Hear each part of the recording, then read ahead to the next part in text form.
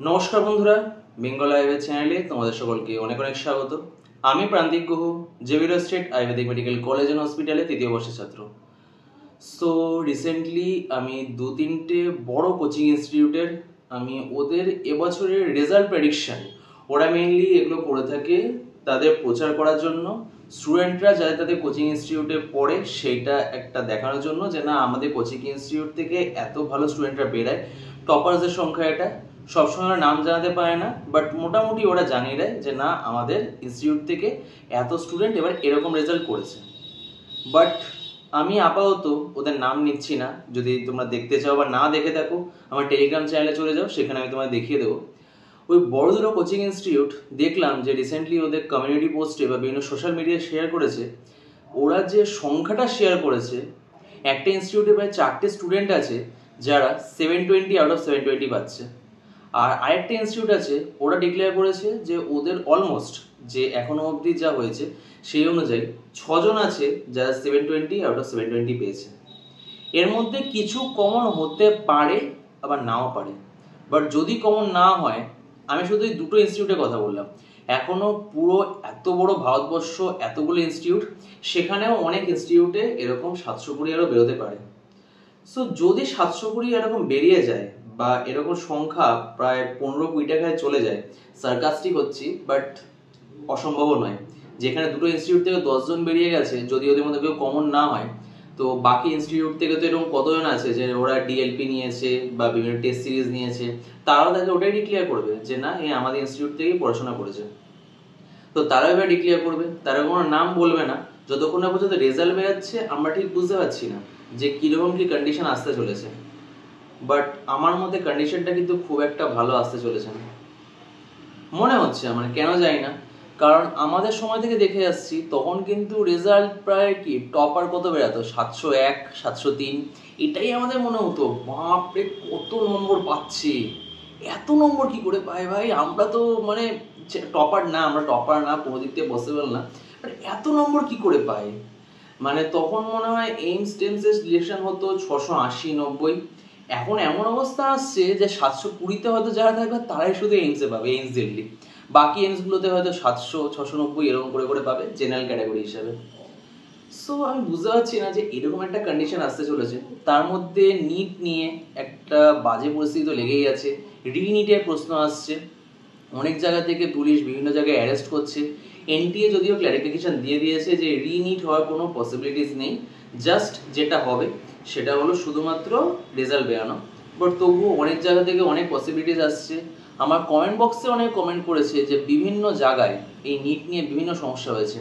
যারা বাংলা মিডিয়ামের স্টুডেন্ট তারা শুধুমাত্র ইংলিশে কোশ্চেন পেয়েছে, তারা বাংলায় অ্যাপিয়ার করেছিল, বাংলায় অ্যাপিয়ার করলে তোমাদের বেঙ্গলি আর ইংলিশ দুটোরই কোশ্চেন পাওয়ার কথা, বাট তারা শুধুমাত্র ইংলিশ নিয়ে অ্যাপিয়ার করেছে।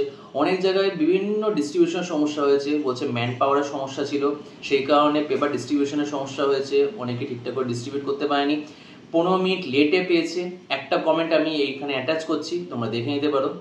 এই কমেন্টে পুরো ক্লিয়ারলি বলা আছে যে পেপার ডিস্ট্রিবিউশনের সমস্যা হয়েছে, কিন্তু আফটার অল যখন পেপারটা নেওয়ার সময় এসছে তখন কিন্তু কোনো রকম এক্সট্রা ছাড় দেওয়া হয়নি। প্রথমে ডিস্ট্রিবিউশনের সময় 15-20 মিনিট নষ্ট হয়েছে, ছাত্রছাত্রীদের একটু হলেও মাইন্ডসেট বিঘ্নিত হয়েছে, কিন্তু সেগুলোর এগেনস্টে বিশেষ কিছু করা হয়নি। যে টাইম ছিল শেষ হওয়া সেই টাইমেই পেপার নিয়ে নেওয়া হয়েছে। তো এরকম বিভিন্ন ছোট ছোট অবজেকশন বলো, অনেকের পরীক্ষা বিভিন্ন কারণে খারাপ হয়ে গেছে, এই কারণে তারা ভালো প্রিপারেশন ছিল না, যা কিছু হতে পারে, বাট পরীক্ষার আগেই যদি এরকম একটা ডিমোটিভেটিং কিছু আমাদের সাথে ঘটে যায় বা কিছুটা বাধা চলে আসে, আমরা কিন্তু সবসময় সেটার এগেনস্টে ওভারকাম করে ভালো করে পরীক্ষা দিতে পারি না।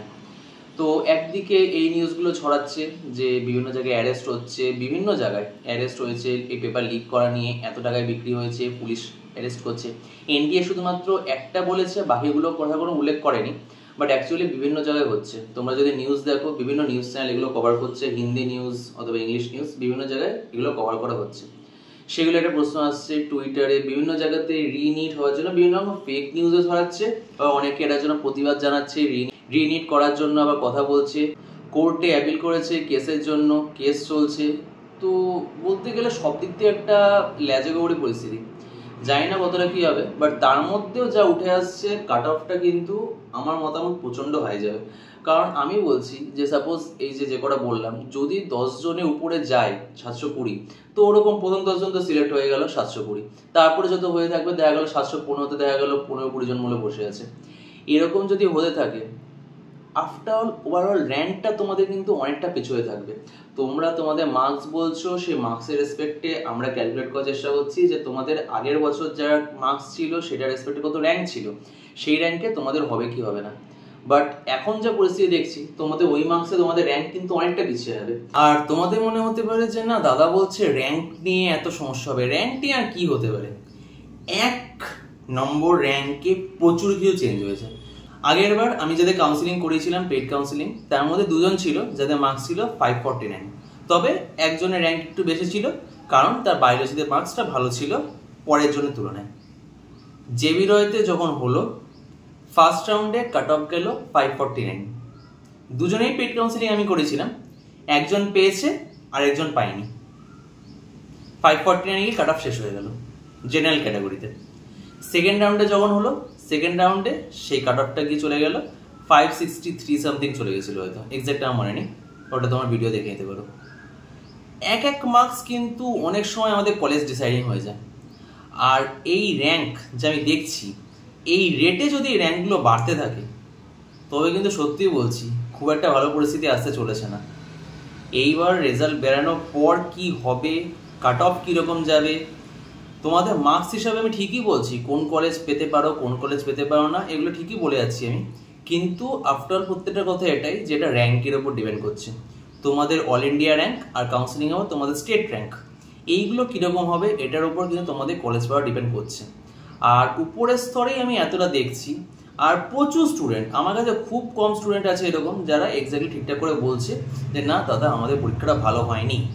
সেটা বিভিন্ন কারণে হতে পারে, প্রিপারেশন ভালো ছিল না, শারীরিক সমস্যা হয়েছে, কোনো রকম মানসিক কিছু একটা হয়েছে, শারীরিক মানসিক যা কিছু হতে পারে, সেই কারণে পরীক্ষা ভালো হয়নি, সেগুলো ডিফারেন্ট এক্সাম্পল। বাট তাছাড়া ম্যাক্সিমাম 90% স্টুডেন্ট যাদের সাথে আমার কথা হয়, কমেন্টে আমি রিপ্লাই করি, হোয়াটসঅ্যাপে কথা বলি, ইনস্টাগ্রামে কথা বলি, ম্যাক্সিমাম তাদের কিন্তু রেঞ্জ তারা বলছে 480 থেকে 520, 50, 60 এরকম। তো এরা কিন্তু অ্যাকচুয়ালি প্রত্যেকেই কলেজের জন্য চেষ্টা করছে। আর এত কিন্তু সিট আয়ুষে নেই, সেটা ভারতেও বলো অথবা পশ্চিমবঙ্গে বলো, আয়ুষে কিন্তু এত সিট নেই যত স্টুডেন্ট বলছে আমাকে যে দাদা আমাদের চান্স আছে চান্স আছে। এদের মধ্যে হয়তো প্রচুর স্টুডেন্ট যারা নেক্সট ইয়ার জন্য প্রিপারেশন নেবে, অন্যদিকে চলে যাবে, বিভিন্ন এক্সাম্পল আছে। বাট যদি ওরা চলেও যায়, তাও কিন্তু এবছর এমবিবিএস আর বিডিএস, এদিকে আয়ুষ, ভেটেরিনারি সমস্ত কিছুতে কাট অফ বাড়ার একটা প্রবাবিলিটি থাকছে। আর এই সমস্ত পোস্টার দেখে তো সত্যি বলতে আমার নিজেরই পিলে চমকে আছে, ভয় লাগছে যে এবার কতটা কাট অফ বাড়তে পারে।